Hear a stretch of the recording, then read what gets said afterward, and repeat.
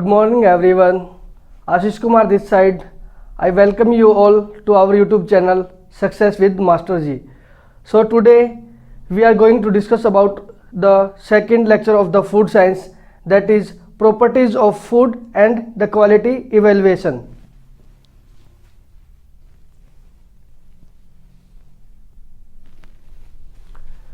So this is the topic for today's session, properties of food and quality evaluation.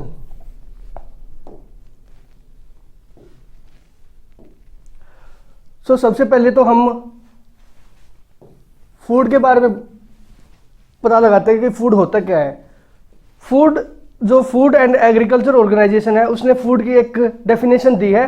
Food is that substance, that components which we can consume and after consuming we can get the energy out of it. Food जो होता है हमारा, it either can be in the raw form, that is unprocessed,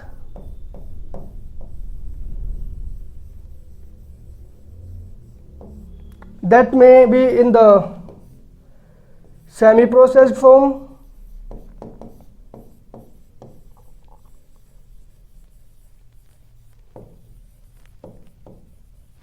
or that may be in the processed form.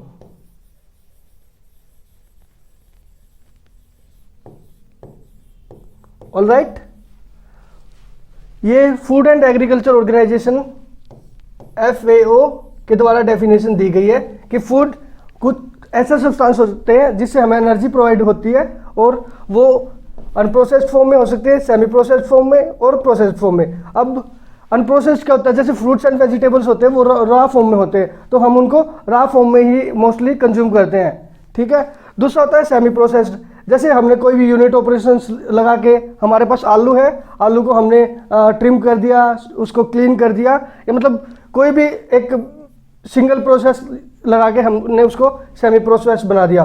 और processed क्या होता है कि हमने पोटैटो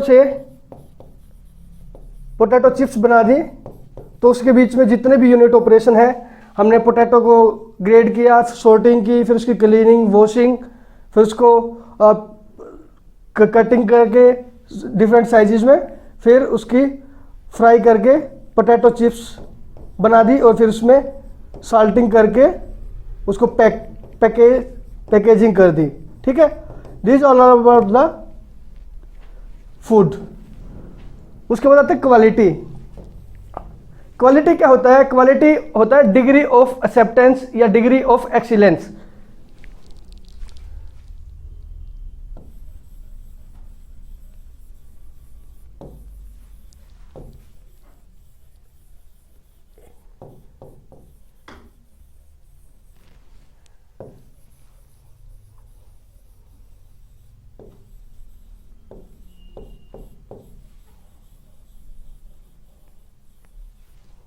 ठीक है, कि हमारा कोई भी प्रोडक्ट है वो कितना एक्सेप्टेड है मार्केट में, कितना एक्सेप्टेड है, कंज्यूमर्स उसको कंज्यूम करके, मतलब उसके जो फीडबैक होते हैं, उसके रिव्यू होते हैं, वो क्या होते हैं, वो तो हो गया क्वालिटी. ये या फिर हमारा प्रोडक्ट कितना अच्छा है. क्वालिटी होती है सेंसरी क्वालिटी, या फिर क्वालिटी को हम with the help of instruments उसको क्वालिटी को जज करते हैं. क्वालिटी हमारे फूड के लिए करना बहुत ही इंपॉर्टेंट होता है. उससे हमें हमारे जो फूड का प्रोडक्ट है उसके बारे में जो डिटेल एनालिसिस होती है उसके बारे में पता लग जाता है. All right, so let's start.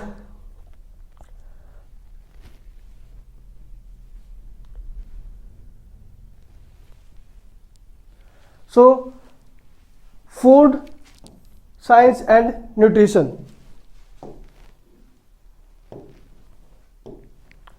Food क्या होता है? फूड के बारे में मैंने अभी बता दिया कि फूड वो सब्सटेंस होते हैं जिससे हमें एनर्जी प्रोवाइड होती है. वो हमारा प्रोटीन की फॉर्म में हो सकता है, कार्बोहाइड्रेट, फैट, लिपिड्स, विटामिन्स, या फिर मिनरल्स. वाटर है या फिर डाइटरी फाइबर्स हैं। ठीक है, तो इसकी जो एनालिसिस प्रोटीन कार्बोहाइड्रेट, इसके लिए मैंने कल यूट्यूब पे एक शॉर्ट वीडियो अपलोड की थी, तो आपको मैं चैनल अपना जो लिंक है आपको डिस्क्रिप्शन में डाल दूंगा, तो आप वहां से देख सकते हैं। ठीक है, न्यूट्रिएंट्स वो सब्सटेंस होते हैं जो हमें न्यूट्रिशन प्रोवाइड करते हैं। ठीक है, कुछ ऐसे सब्सटेंसेस भी होते हैं जो हमें न्यूट्रिशन प्रोवाइड नहीं करते, लेकिन हमारे फूड के कंपोनेंट्स होते हैं, जैसे पिगमेंट्स हो गए, कलर्स हो गए या फ्लेवरिंग एजेंट्स हो गए, ये सारे हमारे फूड में होते हैं। उसके बाद आता है food science and technology. Food हमने ऑलरेडी डिस्कस कर लिया है। साइंस क्या होता है, देखो ये जो फूड साइंस होता है तो उसमें हम फूड की केमिकल, फिजिकल और माइक्रोबायोलॉजिकल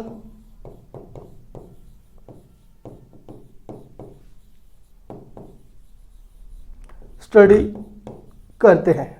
ऑलराइट, केमिकल में हमें उसके केमिकल कंपोजिशन किस किस कंपोनेंट से मिलकर बना है, उसमें कार्बोहाइड्रेट का क्या रेशो है, प्रोटीन का क्या रेशो है, उसकी कंप्लीट एनालिसिस। जैसे हम क्वालिटी एनालिसिस करते हैं, मान लो हमारा कोई फूड कंपोनेंट है, उसमें हम as a quality parameter moisture content निकाल रहे हैं। मॉइस्चर कंटेंट है, प्रोटीन कंटेंट है, फॉस्फोरस है, ऑयल कंटेंट है, उसकी सोल्यूबिलिटी है, कलर, शेप एंड साइज। ठीक है, तो ये हमारे क्वालिटी एनालिसिस में आ गए। उसके बाद हमारे फिजिकल कुछ होते हैं, जैसे हम फिजिकल अपीयरेंस की देख के उसको मतलब एक अंदाज़ा लगा सकते हैं कि हमारा कैसे है, उसमें कुछ इंजीनियरिंग की टर्म्स आती हैं, ये सारा हो गया। उसके बाद माइक्रोबायोलॉजिकल, उसके जो माइक्रोबायोलॉजी है वो कैसी है, वो किस किस कंपोनेंट से मिलके बना है, या फिर उसको फैक्टर्स जैसे कुछ माइक्रोब्स होते हैं उसको, या फिर एंजाइम्स होते हैं वो उसको कैसे इफेक्ट करते हैं, ये सारा फूड साइंस एंड टेक्नोलॉजी में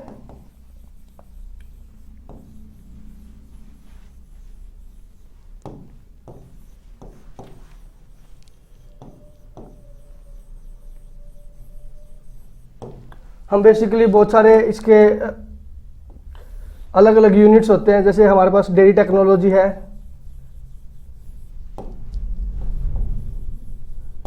मीट टेक्नोलॉजी है, फूड माइक्रोबायोलॉजी है, ये अलग अलग इसके एरिया है। ठीक है, फूड माइक्रोबायोलॉजी है, फूड केमिस्ट्री है,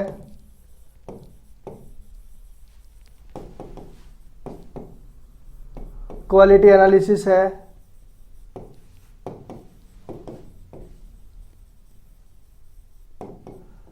न्यू प्रोडक्ट डेवलपमेंट है, या फिर फूड इंजीनियरिंग है।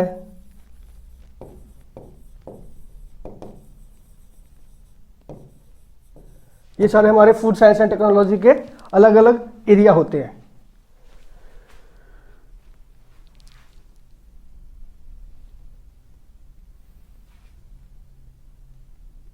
अब बात आती है फिजिकल प्रॉपर्टीज ऑफ फूड। हम फूड की फिजिकल प्रॉपर्टी से क्या पता लगाते हैं, फिजिकल प्रॉपर्टी क्या होती है। जैसे ये हमें पता लगाता है कि फूड किस मटेरियल से मिलकर बना होता है, उसके कंपोनेंट्स क्या क्या है। ये हमारे फूड जो हम इंजीनियरिंग या यूनिट ऑपरेशंस के लिए डाटा प्रोवाइड करते हैं। यूनिट ऑपरेशंस क्या होता है कि जितने भी प्रोसेसिंग मतलब रा फॉर्म से टू फाइनल प्रोडक्ट,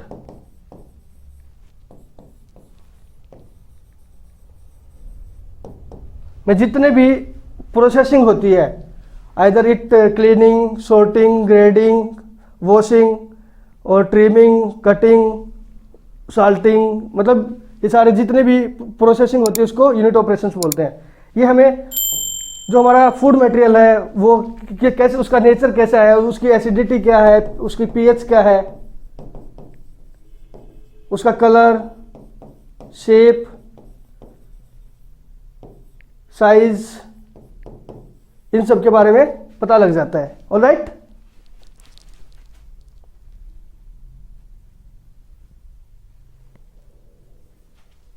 अब जो शेप और साइज होता है वो हमारे फूड में एक इम्पोर्टेंट पैरामीटर है, और ये क्या रोल प्ले करता है। देखिए, जैसे हम शेप और साइज को एक सेंसरी एट्रीब्यूट की तरह देखते हैं, तो उससे क्या पता चलता है कि जो, जैसे हम मार्केट में गए, हमने मतलब कोई फ्रूट्स एंड वेजिटेबल्स खरीदना है, मान लो कि हमें बनाना खरीदना है, तो हम बनाना खरीदने के लिए आप किसी फ्रूट वेंडर के पास गए, तो वहाँ पे फ्रूट वेंडर, 2-4 फ्रूट वेंडर थे, तो आपने पहले वाले के पास क्या देखा कि बनाना है, उसका जो कलर है वो ग्रीन ज़्यादा है, ठीक है। दूसरे वाले के पास क्या है कि जो उसका साइज है वो स्मॉल है as compare to the first one. अब थर्ड वाले के पास गए कि आपका जो बनाना अच्छा है, लेकिन उसका जो रेट है वो बहुत ज़्यादा है। तो इसलिए आप क्या करेंगे कि आप कलर, ग्रीन कलर का बनाना एक्सेप्ट नहीं करेंगे, क्योंकि जब बनाना रा फॉर्म में होता है तब उसका कलर ग्रीन होता है, इसलिए उसमें जो उसकी मैच्योरिटी है वो उसकी मैच्योरिटी पूरी नहीं हुई होगी, इसलिए आप ग्रीन कलर का बनाना नहीं लेंगे। अगर आपके पास, अगर आप पैसे पे कर रहे हो और आपको क्वालिटी अच्छी ना मिले, जैसे आपका बनाना है वो स्मॉल साइज का है, तो आप उसे भी एक्सेप्ट नहीं करेंगे। अगर आपको अच्छी क्वालिटी का बनाना चाहिए तो आप अच्छे पैसे भी दे देंगे, इसलिए आप ये शेप और साइज एक इंपॉर्टेंट पैरामीटर, एक इंपॉर्टेंट रोल प्ले करता है। ऑलराइट, तो उससे हमें क्या होता है, जैसे अब हम फ्लोर बनाते हैं या फिर फ्लोर को सीव करते हैं, छलनी से जब हम आटे को छानते हैं ना, डो बनाने से पहले,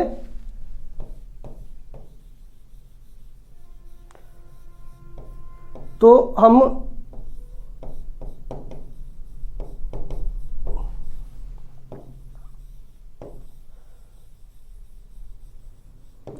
जो हमारा फ्लोर होता है उसको सीव करते हैं।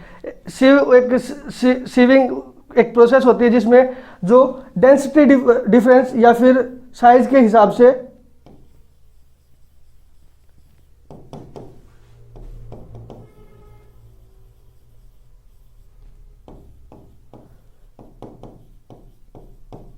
साइज और शेप के हिसाब से आप उसको अलग अलग कर सकते हैं। जैसे आपने सीविंग स्टार्ट की फ्लोर की, तो जो जिनका साइज छोटा होगा तो वो तो उस सीव से नीचे आ जाएंगे, और लेकिन जिनका साइज बड़ा होगा ना वो हमारे सीव पे ही रह जाएंगे, वो हमारे रेजिड्यू सीव पे ही रह जाएंगे। इसलिए हम शेप और साइज एक इम्पोर्टेंट रोल प्ले करता है क्वालिटी में, ठीक है।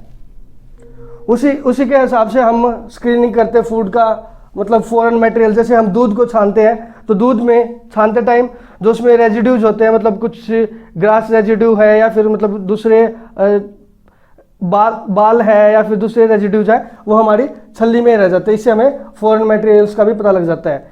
ये फ्रूट और वेजिटेबल्स की क्वालिटी को ग्रेड करने में भी हेल्प करता है, और ये एक इम्पोर्टेंट रोल प्ले करता है। उसके बाद आता है वॉल्यूम और डेंसिटी। डेंसिटी क्या होता है कि density is equal to mass upon volume. ये हम स्टार्टिंग से ही बेसिक मतलब जब छोटी क्लासेस में होते हैं तभी से पढ़ते आ रहे हैं। डेंसिटी होता है मास अपॉन वॉल्यूम। डेंसिटी हमारी क्वालिटी एट्रीब्यूट में कैसे एक इफेक्ट करता है, ये कैसे एक इंपॉर्टेंट रोल प्ले करता है। मान लो कि मुझे एक केक बनाना है। केक बनाने के लिए मेरे को अलग अलग कंपोनेंट्स चाहिएंगे।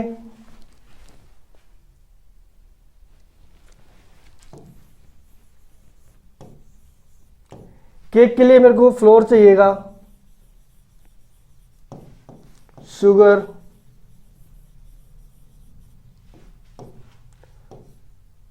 बटर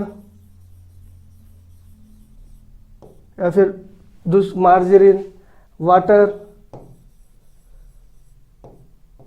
लिवनिंग एजेंट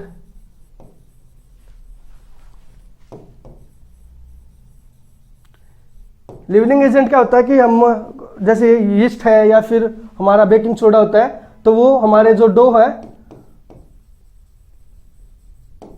उसको राइज कर देता है, उसका वॉल्यूम इंक्रीज कर देता है, और उससे क्या हमारा कि डो में CO2 फॉर्मेशन होने की वजह से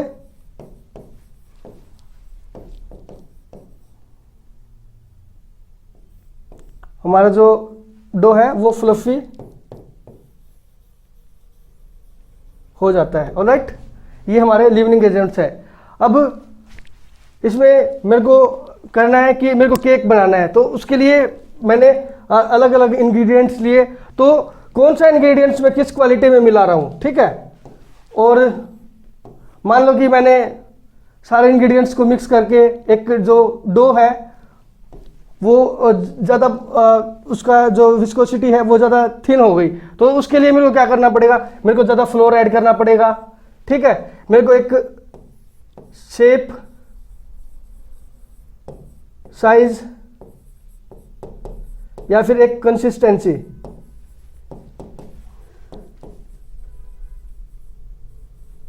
मेंटेन करनी पड़ेगी।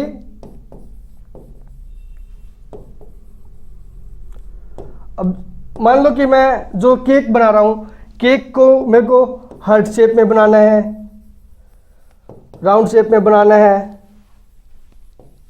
रेक्टेंगुलर शेप में बनाना है, या फिर हेक्सागोनल शेप में बनाना है। ऑलराइट,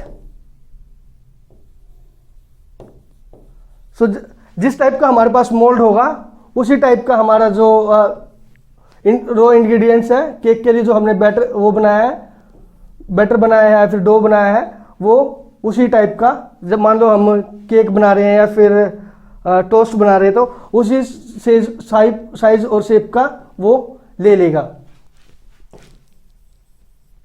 इसलिए ये भी एक इंपॉर्टेंट पैरामीटर हो गया।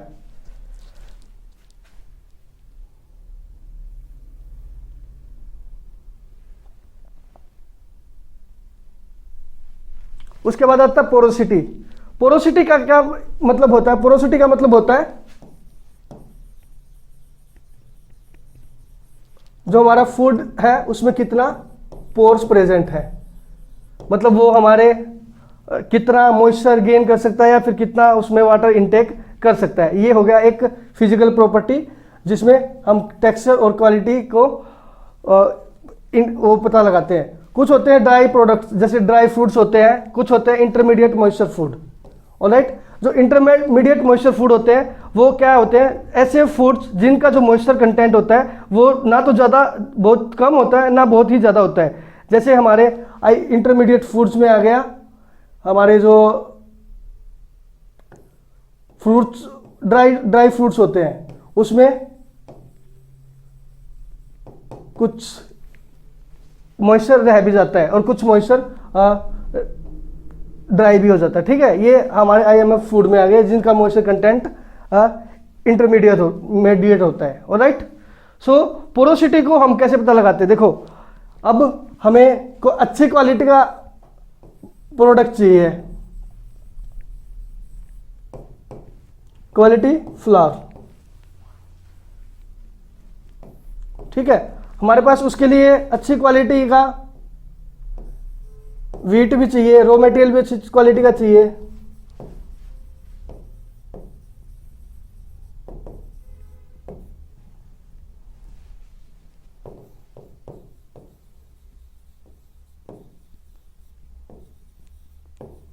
जैसा हमारा रॉ मटेरियल होगा उसके हिसाब से जो एंड प्रोडक्ट आएगा वो क्वालिटी को डिटरमाइन करता है। ऑलराइट, देखिए अब हमें बनाना है फ्लावर। फ्लावर बनाने के लिए हम क्या करते हैं कि वीट की प्रोसेसिंग करते हैं। वीट को पहले हम क्लीन करेंगे, उसमें से जो डर्ट है या जो रेजिड्यूज है उसको हटा देंगे। फिर गांव में क्या करते हैं कि जो गेहूं होता ना उसको क्लीन कर देते हैं, क्लीन करके उसको पानी में धो देते हैं, जिससे उसके जो जितने भी रेजिड्यूज होते हैं वो सारे बाहर निकल जाते हैं। इसलिए जब भी हम गेहूं की हार्वेस्टिंग करते हैं, तो गेहूं की हार्वेस्टिंग करते टाइम हम अपने जो हमारा जो वीट होता है उसको डायरेक्ट सेल नहीं करते हैं, उसको कुछ टाइम के लिए अपने घर में रखते हैं, जिससे उसकी जो हीट होती है वो एक तो हीट मेंटेन हो जाती है, जो हमारे फील्ड से उसने हीट गेन की है वो मेंटेन हो जाती है। दूसरा कि क्या उसमें जो एक्सेस में जो मॉइस्चर होता है ना जो हमारे वीट में, वो हमारा मॉइस्चर मेंटेन हो जाता है। इसलिए जब हम उस गेहूं को धोते हैं, धोने के बाद हमें उसका मॉइस्चर कंटेंट को मेंटेन करना पड़ता है। अगर मान लो हमारे गेहूं में ज़्यादा मॉइस्चर है, हैविंग हाई मॉइस्चर कंटेंट, तो अगर हाई मॉइस्चर कंटेंट होगा तो ये हमारे जो माइक्रोब्स हैं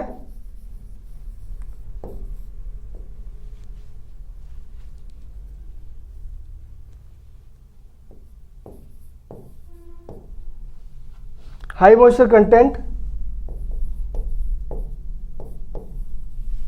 leads to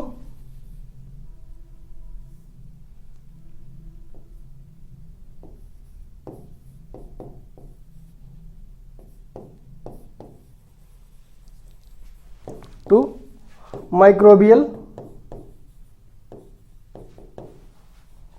growth and spoilage। इसलिए हमें क्या करना पड़ता है कि जो हमारा जो वीट का जो मॉइस्चर है उसको मेंटेन करना पड़ता है, जिसकी वजह से हमारे माइक्रोब्स उसमें माइक्रोब्स की ग्रोथ के लिए जो फ्री वाटर होता है वो मिनिमम हो जाए, और जो हमारा जो मॉइस्चर कंटेंट है वो मिनिमम होने के साथ साथ हमारे जो माइक्रोब्स हैं वो हमारे प्रोडक्ट पे ग्रो ना कर पाए। इसलिए हमें हमारे मॉइस्चर को मेंटेन करना पड़ता है।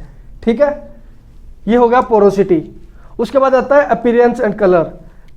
देखो ये एक ऐसा क्वालिटी एट्रीब्यूट्स है। मान लो कि हम गए मार्केट में, हमें लेना है सेब, we want to buy an apple, so depending upon the person quality varies. तो we are having two type of apples, one is having a deep red color and another one is having as compared to the deep red उसका जो colour है थोड़ा डल है। इसलिए हम क्या सोचेंगे, the apple which is having the deep red color is of good quality, it may be or it might not be। तो हम क्या परसेप्शन लेते हैं कि जो एप्पल रेड कलर का होता है वो अच्छी क्वालिटी का होगा एज कम्पेयर टू जिसकी क्वालिटी डल है। हो सकता है कि जो एप्पल है जिसकी क्वालिटी डल है लेकिन उसमें जो स्वीटनेस है या फिर जो उसका मतलब जूसीनेस है वो उसमें ज़्यादा हो। तो हम एक क्वालिटी पैरामीटर्स की तरह शेप, साइज और कलर को भी एक विजुअल अपीयरेंस के साथ मेंटेन करते हैं या फिर वो इफेक्ट करता है। ऑलराइट, तो जैसे उसका कलर हो गया वो दूसरे फूड क्वालिटी से इंपॉर्टेंट रोल प्ले करता है। ऑलराइट, जैसे जो हमारा फ्रूट्स एंड वेजिटेबल्स होते हैं ना, जो उसका एक वेट अ मिनट,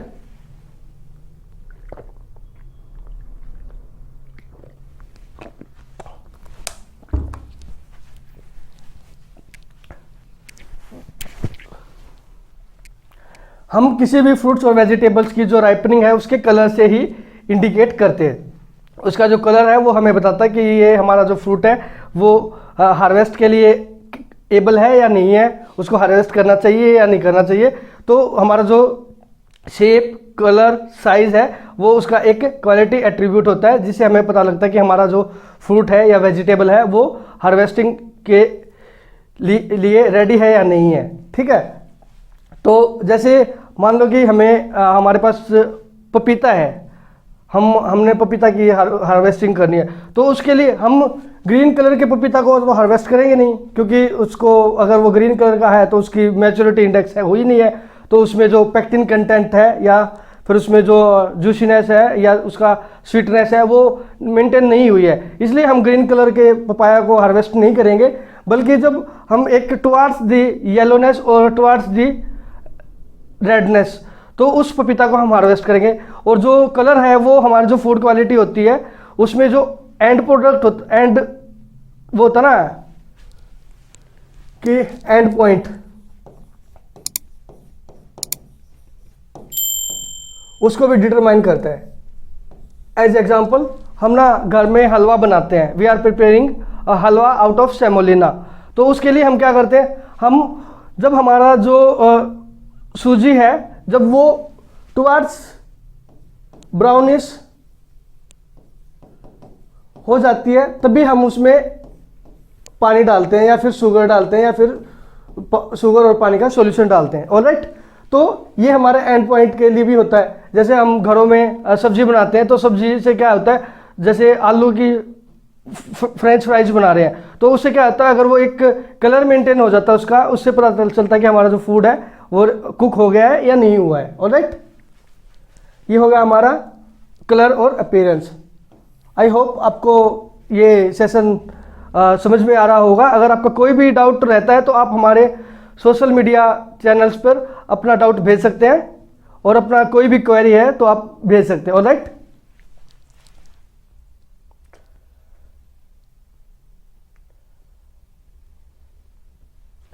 उसके बाद आता है chemical properties of food. Chemical properties में हम पढ़ेंगे pH, acidity, food and oil quality और दूसरे कंपोनेंट्स हैं। पीएच क्या होता है,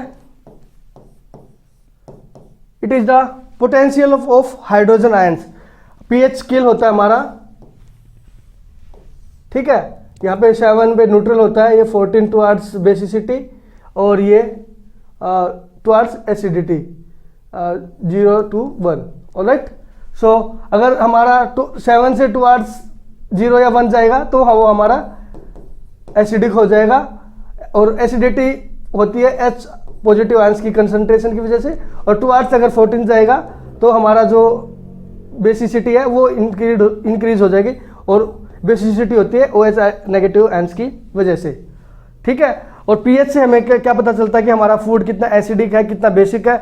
मान लो कि कोई एक पर्सन है, उसको कोई फूड कंज्यूम करना है, अगर उसको पर्सन को मतलब एसिडिटी की प्रॉब्लम है और उसको हम मोर एसिडिक फूड दे देंगे तो उसका जो बॉडी का मेटाबॉलिज्म है, उसका जो इंटरनल प्रोसेस है वो डिस्टर्ब हो जाएगी। इसलिए हमें क्या फूड किस टाइम पे खाना है ये सारा पीएच से पता चलता है। पीएच से हर एक फूड की मतलब pH food to food vary करती है, इसलिए हम पीएच को चेक करते हैं। पीएच को चेक करने के लिए हम पीएच मीटर उसमें इलेक्ट्रोड्स होते हैं, ये इलेक्ट्रोड्स टाइप का होता है और ये कनेक्ट होता है ये इसके मॉनिटर से।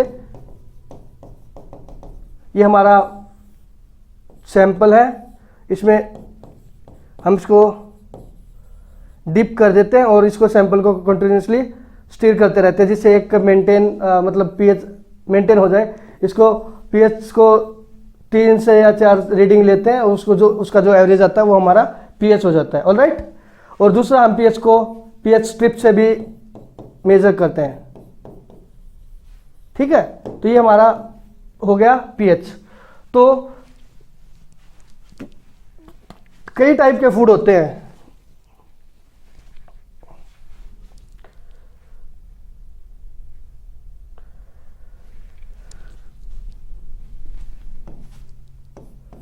लो एसिडिक फूड,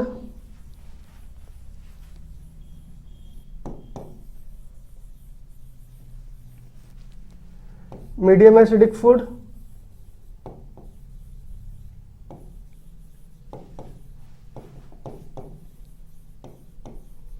या फिर हाई एसिडिक फूड।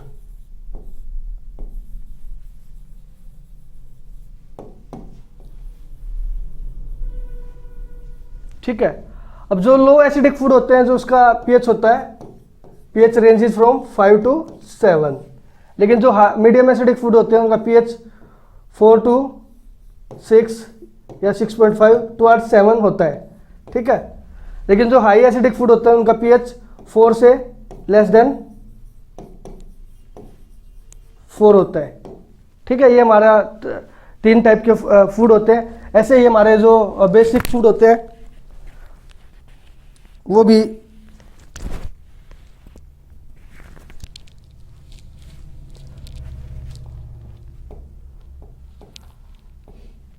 लो बेसिक फूड,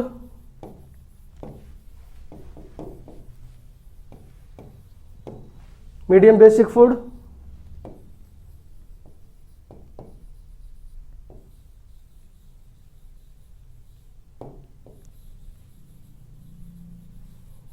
या फिर हाई बेसिक फूड। जो हाई बेसिक फूड होते हैं वो टुवार्ड्स 14, मतलब 14 से लेस, 12 to 14 वो हाई बेसिक होते हैं। लो बेसिक में 7 से 9 पीएच होती है, और मीडियम बेसिक में 9 से 12 की जो एक पीएच होती है वो सब मीडियम बेसिक फूड में आता है। अब इसका कुछ एग्जांपल्स देख लेते हैं।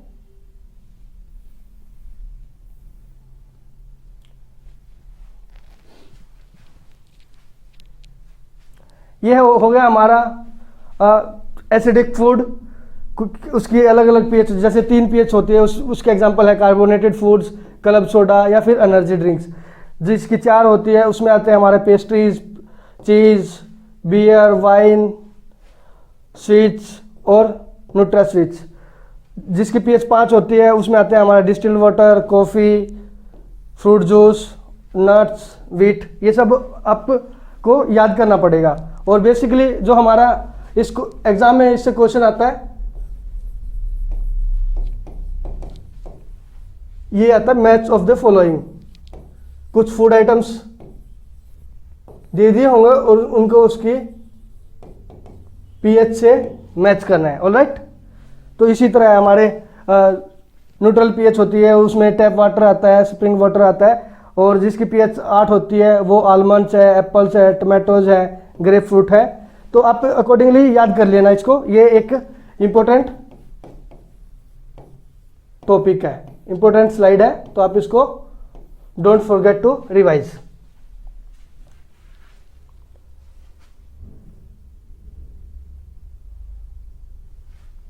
ये हमारा हो गया पीएच।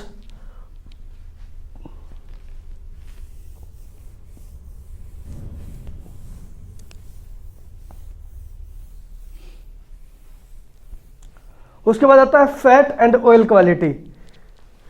फैट और जो ऑयल क्वालिटी है, देखो जो जितना अच्छा फैट होगा उसकी क्वालिटी उतनी ही अच्छी होगी।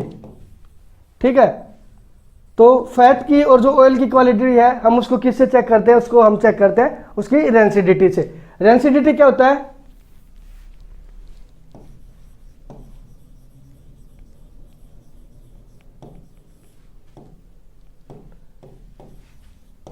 Due to oxygen and oxidation of food,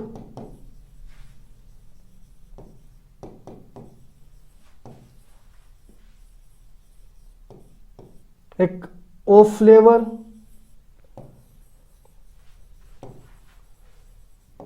उसकी क्वालिटी, डिग्रेडेशन,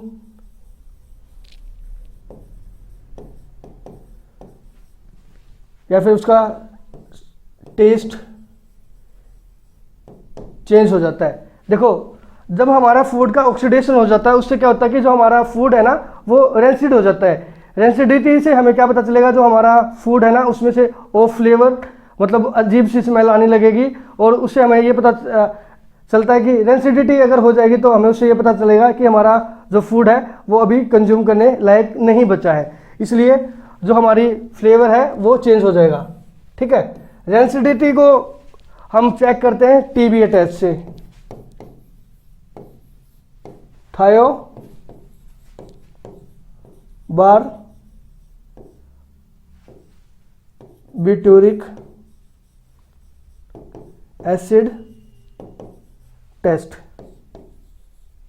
ठीक है, ये इंपॉर्टेंट है कि हम कैसे करते हैं। अब रेंसिडिटी होती है हमारी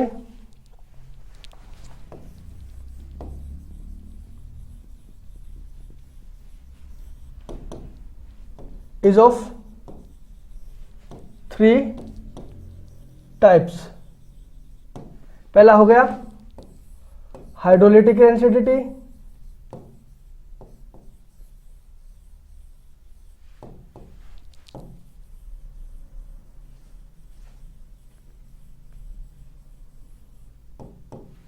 दूसरा होगा हमारा ऑक्सीडेटिव,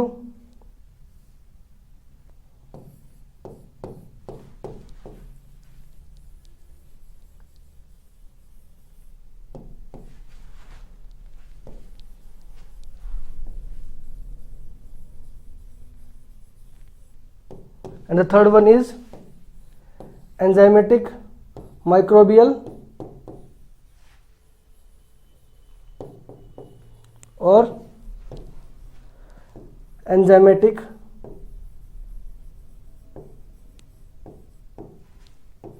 रेंसिडिटी।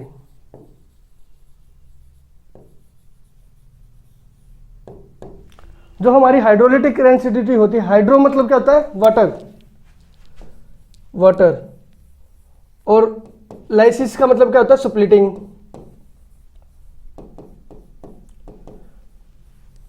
ठीक है, जो हमारी हाइड्रोलिटिक रेंसिडिटी होती है, जो हमारा एनवायरमेंट में जो मॉइस्चर होता है, एनवायरमेंटल मॉइस्चर, वो हमारा फूड वहां से, जो हाइग्रोस्कोपिक फूड होते हैं वो एनवायरमेंट से मॉइस्चर गेन कर लेते हैं, जिसकी वजह से जो हमारा जो ऑक्सीडेशन हो जाता है फूड का और हमारी रेंसिडिटी, हाइड्रोलिटिक रेंसिडिटी हो जाती है। उसके बाद होता है ऑक्सीडेटिव रेंसिडिटी। ऑक्सीडेटिव रेंसिडिटी होती है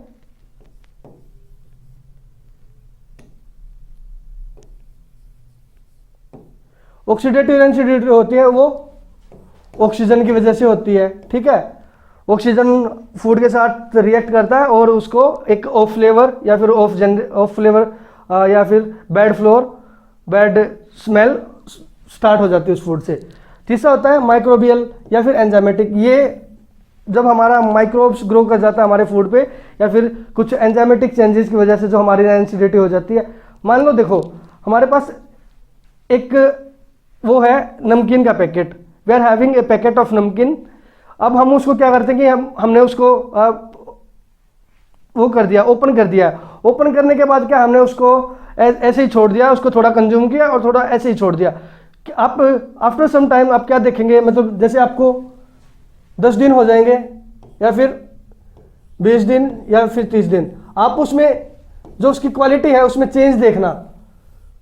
उसकी क्वालिटी में क्या क्या चेंज दिखेंगे, एक तो उसका जो ऑयल है ना, एक तो वो उसका टेक्सचर है, टेक्सचर चेंज हो जाएगा क्योंकि उसमें ऑक्सीजन की प्रेजेंस में उसका टेक्सचर चेंज होगा।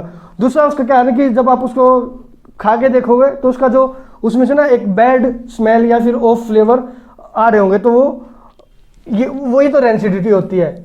इसलिए जो रेंसिड फूड होते हैं वो हमें कंज्यूम नहीं करना चाहिए। ऐसे ही पीनट्स होते हैं, पीनट्स में भी रेंसिडिटी ज़्यादा होती है। जितने ऑयली फूड होते हैं ना, ऑयली फूड, उसमें रेंसिडिटी इजीली और जल्दी हो जाती है। ऑलराइट,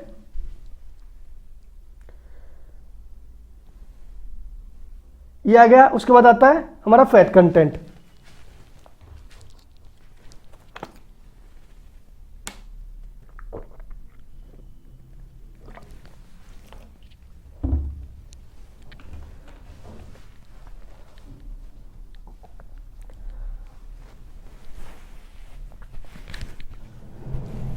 फैट कंटेंट से हमें क्या पता लगता है कि हमारा जो फैट है उसमें कौन से फैटी एसिड्स हैं, कौन से मतलब उसका कंपोजिशन क्या है, उसमें लोरिक क्या है, माइरिस्टिक क्या है, मतलब या उसमें कितना ऑयल कंटेंट है। अब ऑयल कंटेंट को हम कैसे एस्टिमेट करते हैं, सोलवेंट एक्सट्रैक्शन मेथड से। ये इंपॉर्टेंट है, सोलवेंट एक्सट्रैक्शन टेक्निक। ये एक आपको पता होगा कि जो ऑयल और फैट होते हैं ना वो वाटर में सोल्यूबल नहीं होते, वो सोल्यूबल होते हैं ऑर्गेनिक एसिड्स में, soluble in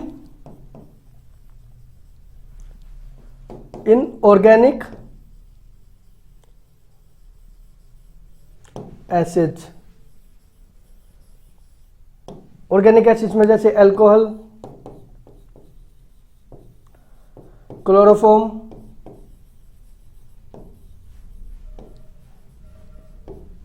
petroleum ether,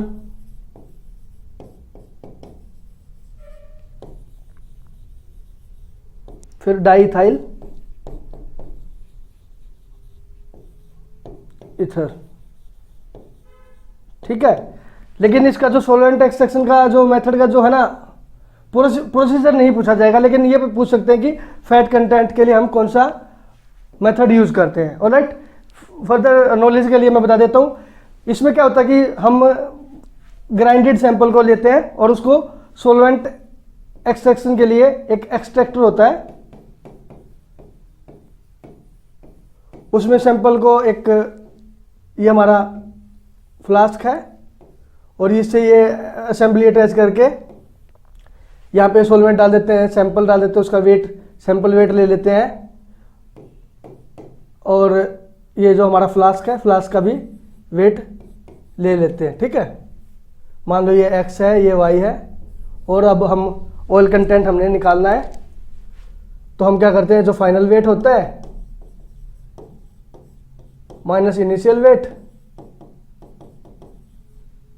divide by sample weight into 100, तो हमें हमारा ऑयल कंटेंट पता लग जाता है। ये एक लंबा प्रोसेस है, ये तो हो गया ये एक मेथड। दूसरा मेथड क्या होता है ऑयल कंटेंट निकालने का, कि हम ना मतलब वो भी सेम ही होता है, लेकिन इंडस्ट्रीज में मोस्टली ऑयल कंटेंट कैसे निकाला जाता है कि आप ऑयल कंटेंट या फैट कंटेंट आप क्या करते हैं कि सैंपल को ना H2SO4 50% के H2SO4 में डाइजेस्ट करवा के फिर उसको हम अपने सोलवेंट से एक्सट्रैक्ट कर लेते हैं। जो हमारी जो सोलवेंट जो इसमें एक्सट्रैक्टर में जो लंबी प्रोसेस है वो उसको हम फैट को डाइजेस्ट करवा के इससे भी एक्सट्रैक्ट कर सकते हैं। ये भी एक फर्दर दूसरा मेथड है, लेकिन ये एग्जाम में नहीं पूछा जाएगा। एग्जाम में पूछा जा सकता है तो सिर्फ कौन से मेथड से करते हैं। उसके बाद आ गया प्रोटीन एनालिसिस। प्रोटीन को हम जेल्डाल मेथड से यूज करते, जेल्डाल मेथड से एस्टिमेट करते हैं। इसमें हम नाइट्रोजन परसेंटेज के बारे में पता चल जाता है, ये इतना नाइट्रोजन परसेंटेज है, फिर उसके बाद हम उसको फॉर्मूला में पुट करके या फैक्टर लगा के हम अपना प्रोटीन एस्टिमेशन कर सकते हैं।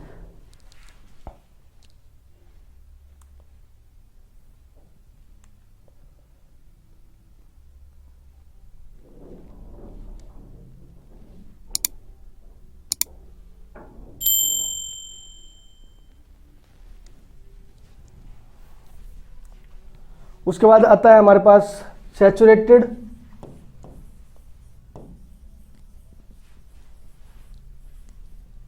और अनसैचुरेटेड में डिफरेंस।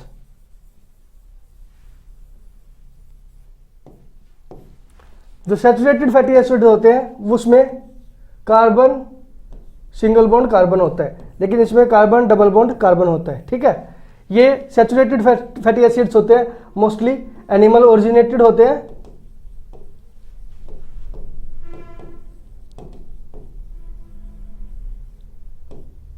ये HDL होते हैं, हाई डेंसिटी लिपोप्रोटीन्स, और ये प्लांट ओरिजिनेटेड होते हैं अनसैचुरेटेड फैटी एसिड्स।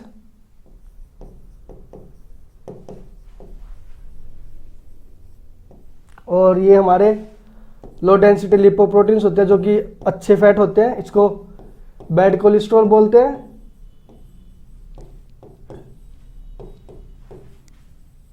ये हमारा गुड कोलेस्ट्रॉल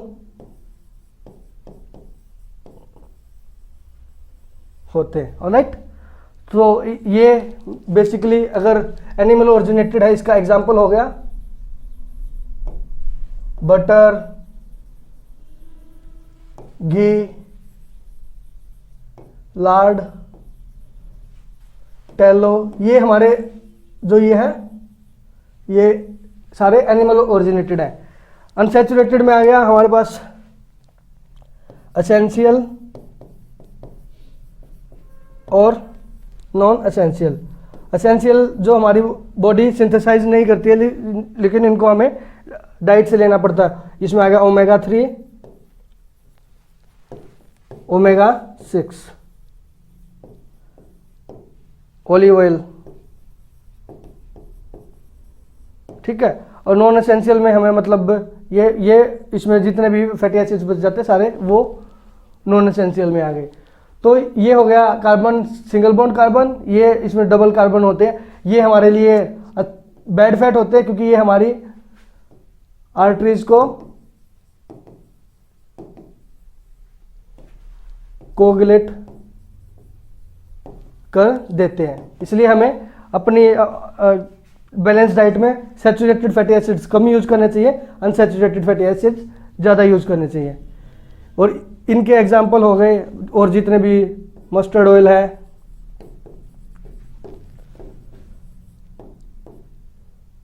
लिंसीड है,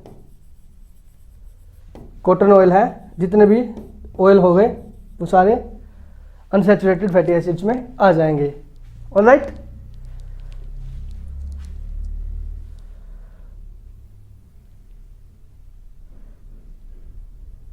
टाइप ऑफ रेंसिडिटी।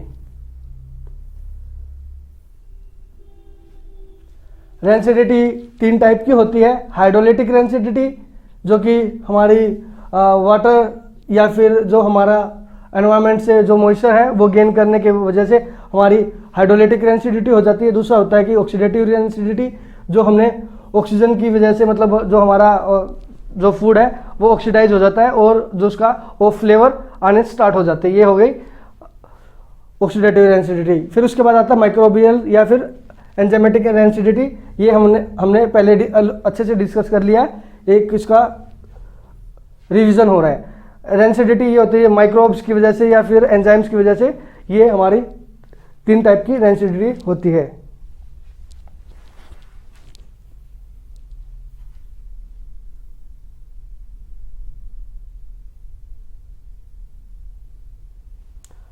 अब आता है हम फूड का एवेल्युएशन क्यों करते हैं। एक तो फूड का एवेल्युएशन करने से हम पहली बात तो फूड की क्वालिटी, उसके कंपोनेंट्स,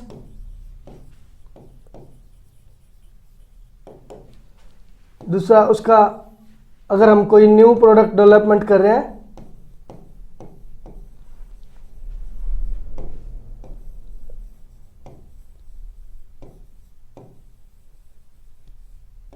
तो उसमें हमें क्या क्या क्वालिटी एट्रीब्यूट्स फुलफिल करने हैं, पैरामीटर फुलफिल करने हैं, उससे पता लग जाता है। तीसरा हम करते हैं कस्टमर्स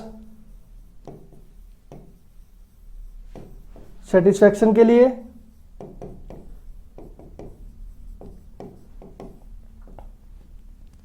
फोर्थ हम यूज करते हैं क्योंकि जो हमारी food safety and standard authority of India होती है FSSAI, उसके रूल्स और रेगुलेशंस होते हैं, स्टैंडर्ड्स होते हैं, रूल्स रेगुलेशंस और स्टैंडर्ड्स होते हैं। उनको फुलफिल करने के लिए हम क्वालिटी का फूड को एवेलुएट करते हैं। ऑलराइट, और इससे फूड एवेल्यूएशन से हमें, मतलब जो हमारा फूड है उसकी शेल्फ लाइफ, उसकी एक्सेप्टेबिलिटी के बारे में भी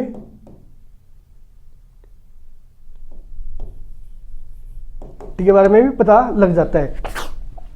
ठीक है, ये हो गया हमारा, जब न्यू प्रोडक्ट डेवलपमेंट करते हैं उसके लिए हम क्वालिटी एनालिसिस करते हैं या फूड की इवेल्युएशन करते हैं। दूसरा कंज्यूमर रिएक्शन, मतलब कंज्यूमर का सेटिस्फेक्शन होना ज़रूरी है, इसलिए भी हम फूड क्वालिटी करते हैं। मतलब हाँ, एक और हो सकता है कि देखो, जब हम कोई रेस्टोरेंट में जाते हैं तो हम एक ऑर्डर मेन्यू से ही करते हैं। तो उसके लिए क्या होता है कि हम वैरायटी ऑफ फूड्स एक हमारे चॉइस हो जाए, इसलिए भी हम फूड की इवेल्युएशन करते हैं। अब हम फूड जिस भी रेस्टोरेंट में जाएंगे तो वहाँ ये तो नहीं पूछा जाता कि भाई आपको हमारा खाना कैसा लगा, वो बोले 10% अच्छा लगा, 20% अच्छा लगा। इससे भी हम, ये हमारा एक पैरामीटर होता है जिससे हम क्वालिटी को जज कर सकते हैं। ठीक है, और वैरायटी ऑफ फूड मतलब हम इसमें फॉलो कर सकते हैं। To assist in the determining the shelf life, हमें किसी प्रोडक्ट की शेल्फ लाइफ के लिए भी यूज कर सकते हैं। मतलब मार्केट में हमारा जो प्रोडक्ट, हमने नया प्रोडक्ट लॉन्च किया है वो हम मार्केट में कैसे सस्टेन कर रहे हैं, उसके लिए भी हम अपना फूड की क्वालिटी को एवेलुएट करते हैं।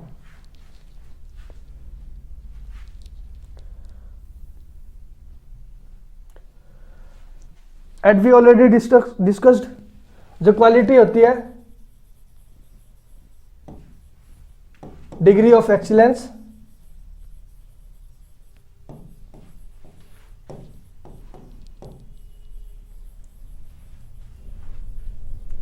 या फिर degree of acceptance.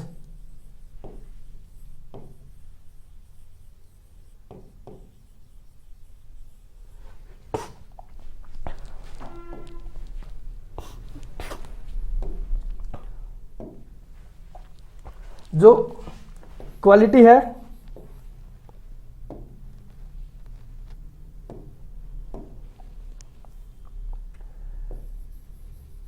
Quality vary from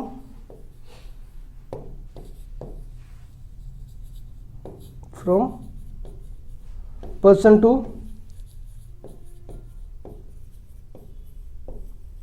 person.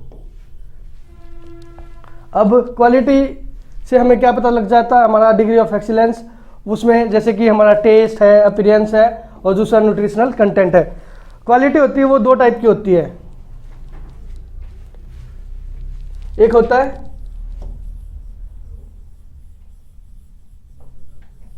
Sensory evaluation,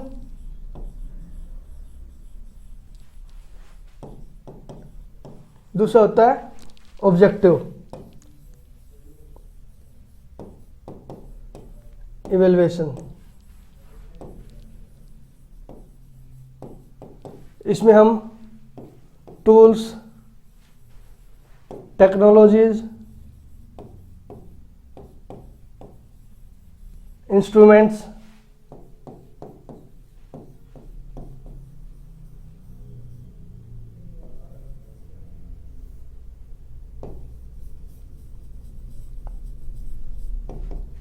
methods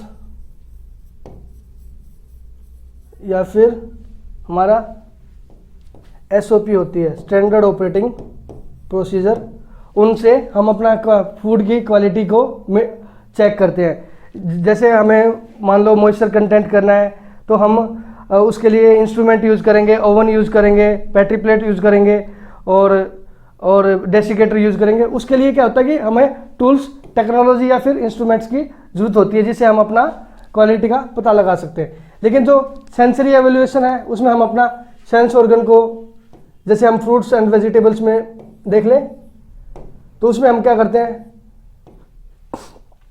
shape, size, colour, texture,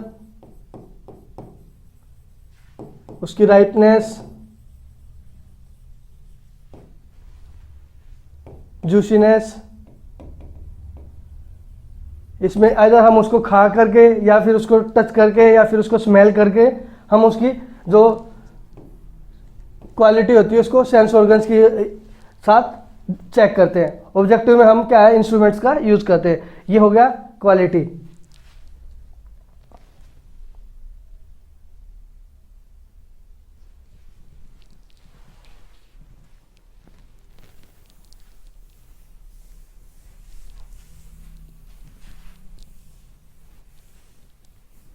ठीक है,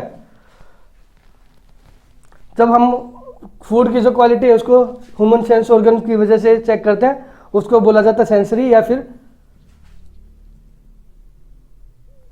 ऑर्गेनोलेप्टिक, या फिर जो हम डिफरेंट इंस्ट्रूमेंट्स या प्रोसेस को चेक करते हैं।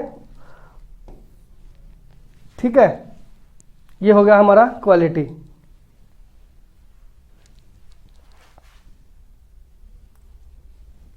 अब सेंसरी कैरेक्टरिस्टिक्स में हम क्या है, अपीयरेंस से मतलब उसको देख करके हमारा, मान लो हम मार्केट में गए और हमें चाहिए एप्पल। एप्पल के लिए हम क्या देखेंगे, जो अच्छी क्वालिटी होगा, जिसका शेप और साइज अच्छा होगा या फिर जिसका कलर अच्छा होगा, तो हम अच्छी क्वालिटी का ही प्रोडक्ट लेंगे।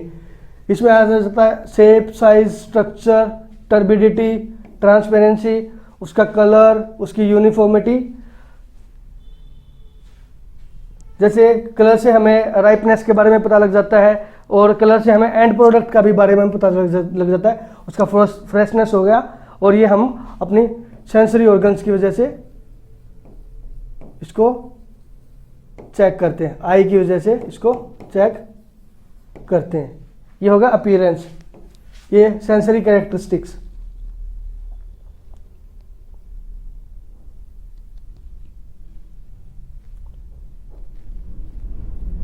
दूसरा आता है टेक्सचर। टेक्सचर को हम क्या करते हैं, उसको प्रोडक्ट को खा करके हाथ से, या फिर उसका टेक्सचरोमीटर होता है दूसरा टेंडरनेस, या फिर टेक्सचर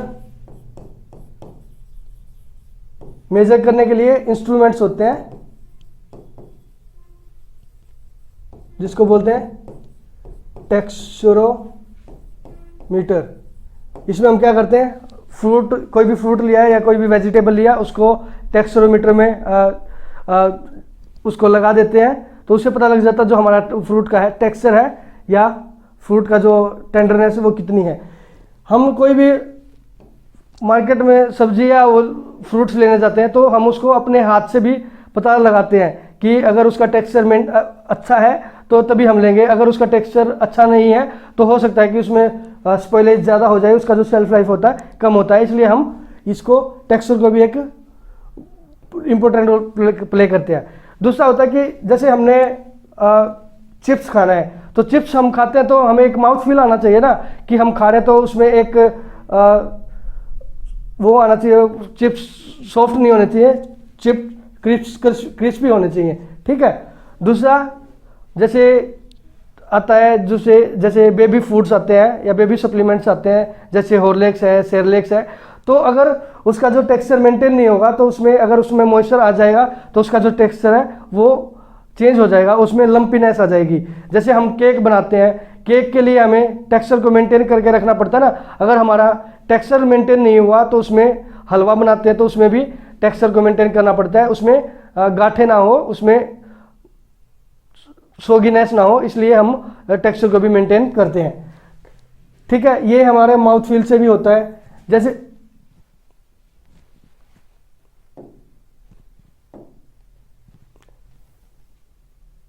जैसे हम दूध पीते हैं, दूध पीने के बाद हमें क्या होता है कि जो हमारा फैट कंटेंट वाला दूध होता है, जो हाई फैट कंटेंट वाला दूध होता है, तो उसे हमें एक माउथ में फीलिंग होती है कि हाँ क्रीमी फील होता है, जिससे हमारे जो पैलेटेबिलिटी है वो इंक्रीज हो जाती है।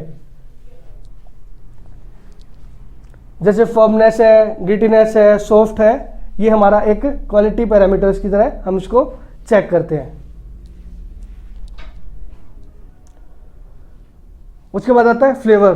फ्लेवर होता है वो एक कॉम्बिनेशन होता है टेस्ट और ऑर्डर का, ऑलराइट। फ्लेवर होता है वो हमारे 5 टाइप के होते हैं, स्वीट, साल्टी, सोर, बिटरनेस,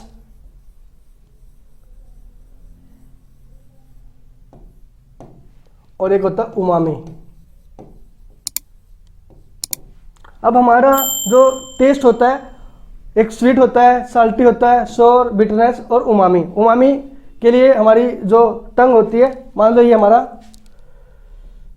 टंग है, एक्चुअली मेरा ड्राइंग तो इतना अच्छा नहीं है लेकिन फिर भी I will try to explain you.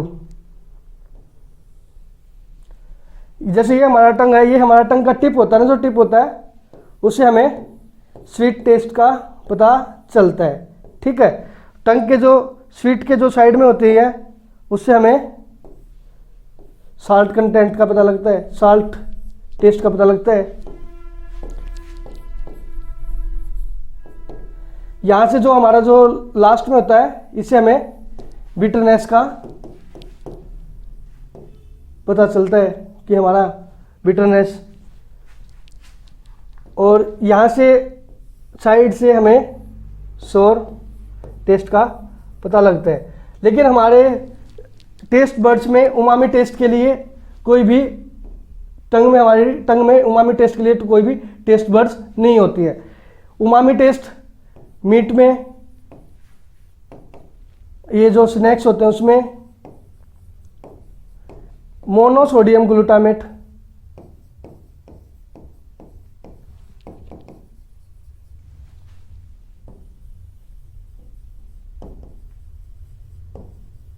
जिसको MSG बोलते हैं, जो एक फ्लेवर एनहेंसर है, उसकी वजह से हमारा जो टेस्ट है वो आता है, ठीक है। उसके बाद हो गया कि हमें साल्ट टेस्ट क्यों फील होता है, सोर टेस्ट क्यों फील होता है, बिटरनेस क्यों फील होती है, उमामी टेस्ट क्यों फील होता है, और इसका क्या रीज़न है। देखो हमारे जो साल्ट्स होते हैं वो जैसे सोडियम क्लोराइड है Na पॉजिटिव Cl नेगेटिव, तो जो क्लोराइड्स हैं उनकी वजह से, या फिर ब्रोमाइड्स हैं, Br, आयोडाइड्स हैं, या फिर दूसरे साल्ट्स हैं, ठीक है, उनकी वजह से हमारे जो टेस्ट बड्स होते हैं उनमें साल्टी टेस्ट आता है। जो सोर टेस्ट आता है वो हमें आता है H पॉजिटिव आयन कंसंट्रेशन की वजह से। जितना हमारा H पॉजिटिव आयन कंसंट्रेशन होगा उतना हमारा जो फूड है या फूड प्रोडक्ट्स हैं वो सार होंगे। इसके हाइड्रोजन आयन कंसंट्रेशन की वजह से हमें सारनेस का पता लगता है। जो बिटरनेस होती है उसके लिए हमारे एल्कलॉइड्स,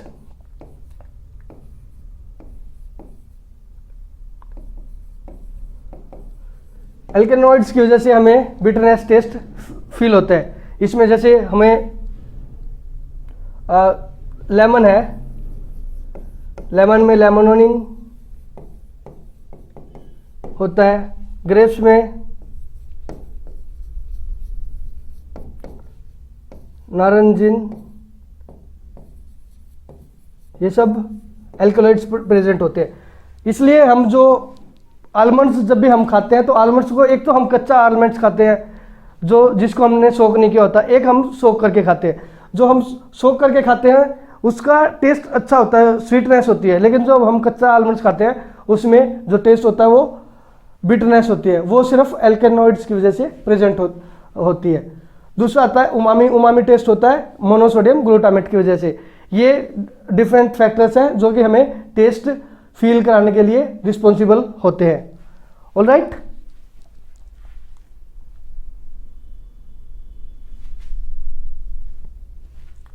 सो ये हो गया टेस्ट और ऑर्डर का एक कंपोजिशन। ये इससे हमारा फ्लेवर से, कलर और टेक्सचर से भी हमारा जो फ्लेवर है वो इन्फ्लुएंस होता है। वो 5 मेजर टेस्ट होते हैं, sweet, sour, bitter, umami. Umami MSG की वजह से उमामी टेस्ट होता है।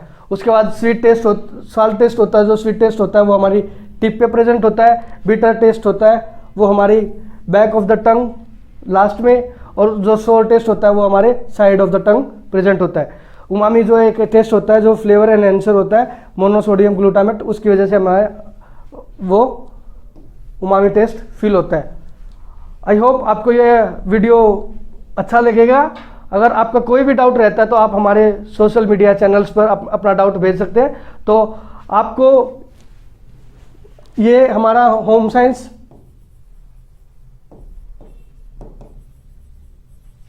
Food science and technology food science and nutrition का सेकंड लेक्चर है। आपको फर्स्ट लेक्चर का लिंक मैं डिस्क्रिप्शन में दे दूंगा, जिसमें हमने डिस्कस किया था introduction of food, introduction to food. So आप अपना प्रिपरेशन को बूस्ट करते रहिए। और अगर आपको ये फाइंड आउट नहीं कर पा रहे कि आपको अपना UGC नेट की प्रिपरेशन कैसे करनी है, तो उसके लिए भी मैंने एक स्ट्रेटेजी और प्लानिंग के लिए एक वीडियो अपलोड की है। उसका भी लिंक मैं आपको डिस्क्रिप्शन में दे दूंगा। आप अपना अच्छे से प्रिपरेशन करते रहिएगा, अपनी हेल्थ का ध्यान रखें और अपने लक्ष्य की तरफ बढ़ें। Thank you.